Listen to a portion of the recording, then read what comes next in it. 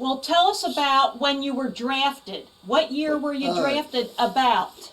Well, it would be in 42. All right. And Yeah. Wait, All right. Now, we'll go back. We'll go to the military. What about? Okay? Do you want to finish up with Now, your job? This is the military. Job after that job. And I'm going to let you read this if you want to, but I'm not going to talk about the military of the inside. right, I know. You I know. can read this. This is my honorable discharge. We and- can scan We those. can scan everything. We'll and scan you can them. read this if you want. And that's the end. Are you able to tell us where you were stationed? Well, I'm going to tell you that part. But anyhow, when I went into the military, we were stationed in North Carolina, Camp Davis, North Carolina. And that's where I got my training, or that's where we got our training. And we stayed there in North Carolina until we went to San Francisco. We were in San Francisco, around the area there, but I don't know how long, not too long. And then we got shipped out. And we were put on what they used to call a Liberty ship. The Liberty ships were made pretty much after, when the war was already on and everything. And they were made by a manufacturer called Henry J. Kaiser, who was he was a big industrialist. And the Liberty ships were made, they were like a freighter. They were made because they were supposed to be fast. And they were able to outrun a submarine. And we got shipped out of San Francisco on a freighter, and we headed for, I don't remember if we knew exactly where we were going. I don't think we even knew where the hell we were going. And we were heading south. We went underneath the Golden Gate Bridge, past Alcatraz, and headed south, and ultimately we ended up in Australia. Brisbane, Australia. And it was interesting, the trip going, because we were the only ship. We were not in the convoy. They had convoys, different times, but we were probably not the only one, but we were just the one ship. And I mean, we were a little bit nervous during the evenings when the moon was out and everything, you stood out like a sore thumb, And the one thing I learned about the thing was the ship was run by the Navy, and we were being transported and by the Navy, really, that ran the ship. And you were in the Army. But I was in the Army. But anyhow, we were practically a life preserver constantly. It was just never taken off. and even sleep with it, yeah. Hmm. But it was like an experience. We headed down, as I remember now, as I know we went to Australia, but on the way to Australia, this is all new to me. What was I could have been? 20 years old? I don't know, you know. Mm-hmm. So anyhow. Well, it looks like you went into active service December 22nd, 1942. Yeah, well, I was born in 22. That would make me 20, right? Mm-hmm. All right. Stop interrupting me. God. So anyhow, on the way down, as I say, this was all new. We would have to cross the equator and the international date line. And when we crossed, I don't know now whether it was the equator or the international date line. There's something that in the Navy, it's some kind of an initiation that the Navy holds because you cross that line. And when we got on deck, there was different guys that, and the Navy held the whole thing, and you had to go underneath an initiation, everybody. And the initiation was like, they would have like a big fire hose up, you know, squirting you with a hose, Shooting you off the ship. and paddling your butt, and all kinds of things. And then you would even have to maybe say, like for instance, even our lieutenants and everything, they had to go up and say, I'm a low polywog and all that kind of crap, and anyhow, it turned out that that was one of the initiations that we had to go through. So anyhow, it turns out that I don't know how long it took to get down to Australia, but I do remember them saying that we got within 3 days of Australia, and the ship had to make all kinds of different turns and go to different directions. This is what was told to me. And here they got a submarine alert. You mean a Japanese submarine? A submarine alert, that's a Japanese, yeah. So anyhow, to make a long story short, nothing happened though. Yeah. So, but nevertheless, you know, the ship had to go all different directions, and, Wow. and who knows where the heck they went. And this is within 3 days Oh. of Australia.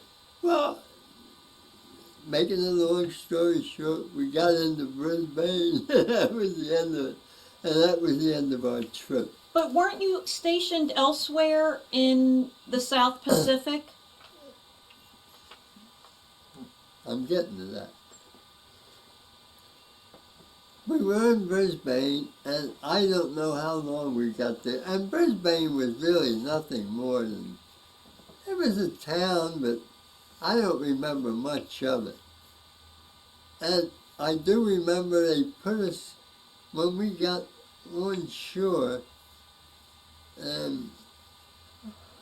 we got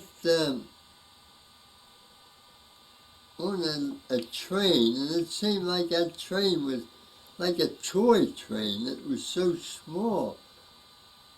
And the train, very uncomfortable, as I remember.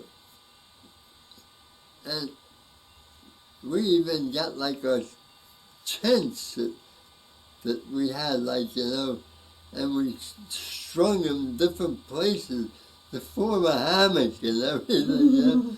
But anyhow, it headed north in Australia, and really when Australia at that time and even now, the northern part of Australia, there's not much there. It's the southern part that has the bigger cities like Sydney and Melbourne and wherever.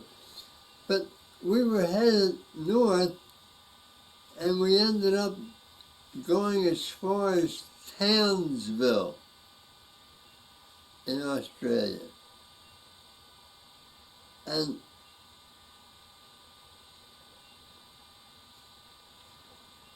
all right, I don't know how long we were in Townsville, but I'm not going to go into this no more. Yeah, that's because, fine. From Townsville, we went to New Guinea. That's where I thought I remembered. And Yeah. from New New Guinea. Guinea, we went to the Philippine Islands. Okay. Now, I will say this. I will mention a couple of things that was interesting to me. And in the Philippine Islands, we went to the island of Leyte. And let me say this too. The Philippine Islands, believe it or not, consisted over 1,000 islands. Hmm.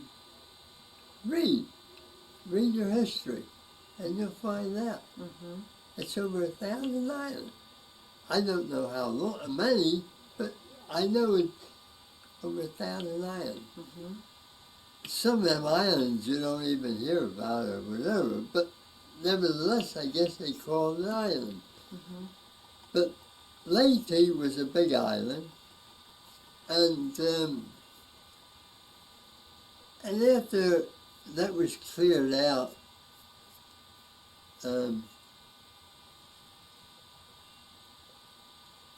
or before it was, after it was cleared out,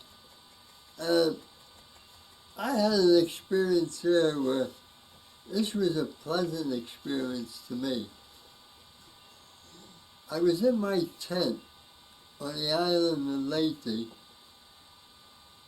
and who walks in but this real big guy? But anyhow, this big guy was no other than Rocky, my cousin. Wow. Rocky, your cousin. Yeah, What was his last name? Fantacone. Really? Yeah. And he came into the tent and he said, "Joe," Huh. how can I say? I lost was it. flabbergasted. Yeah. So, Did you? Yeah, I never heard of Rocky. So anyhow, Huh. the whole family lives up in Newark, in the Oh. Newark, New Jersey region. Uh-huh. So anyhow, Rocky was in the Merchant Marine, Oh. and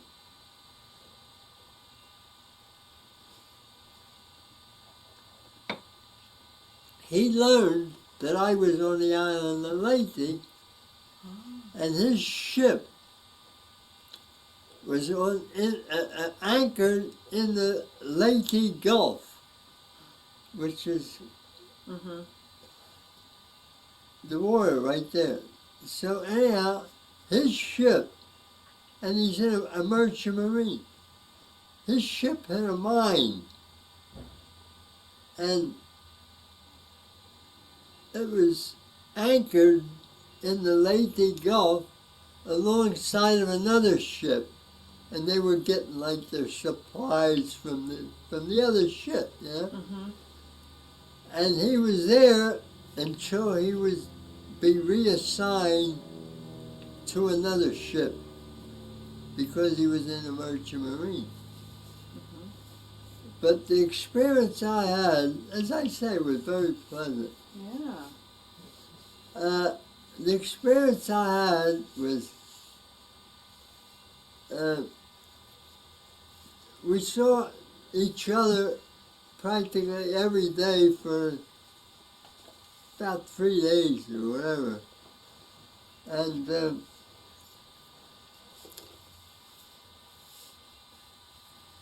And he would bring me on his ship, and that he would introduce me to all the other guys, Hmm. and they treated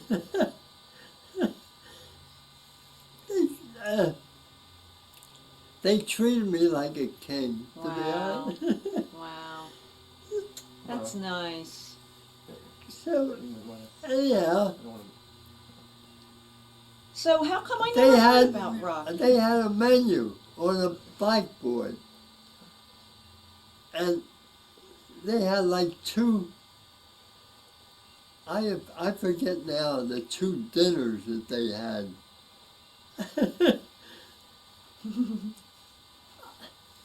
And they asked me what I wanted, you know. So after eating all kinds of crap, after eating all that crap in the army, this was like paradise. So anyhow, I forget now even what I ate, but it was good anyhow. You didn't get in trouble But for leaving your tent? No, because we were like in a waiting period. Oh. Yeah. Okay, I would think that. And because everything was on the island was stable Oh. by now, Right, and right, there was right. no problems, you know. Yeah, And yeah, we were just there waiting our next assignment. yeah. So it turns out that, and I'll show you Rocky's picture. Ah. Yeah. You can close that. If you, he was in the same outfit as I was. Ah. Yeah, he went in the same time. Were you on the same ship and everything? You were Yeah. right with him. Oh, Yeah, and they were like John best Berry and I, pals. we were. Oh, okay. in I the didn't know same you. outfit. I knew you were Yeah. friends now with there's John Berry. I Rocky didn't know that again. he was. Rocky again. Ah. That's John Berry. And all kinds of crap. I didn't know what that first word was. Some kind of beef? I even said to John Berry a couple of times, I said, John, how the hell can you eat that shit? He said to me, John Berry said, he said, well, you gotta eat something. Oh, He was that's funny. funny. Why don't you pause it? I'm gonna show you.